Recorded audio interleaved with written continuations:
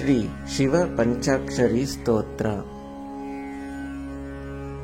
ओम नागेन्द्रहराय त्रिलोचनाय भस्मांगरागाय महेश्वराय नित्याय शुद्धाय दिगंबराय तस्मै नकाराय नमः शिवाय।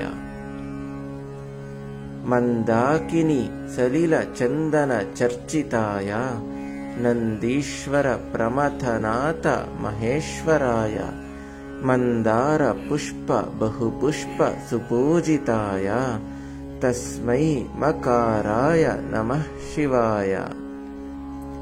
शिवाय गौरी वदनाब्ज भृंग सूर्याय दक्षाध्वरनाशकाय श्री नीलकंठाय वृषध्वजाय तस्मै शिकाराय नमः शिवाय।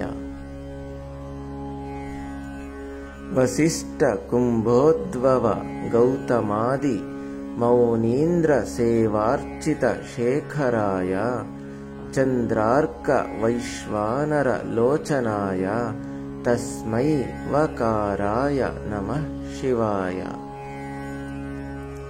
यक्ष स्वरूपाय जटाधराय पिनाकहस्ताय सनातनाय दिव्याय देहाय दिगंबराय तस्मै यकाराय नमः शिवाय।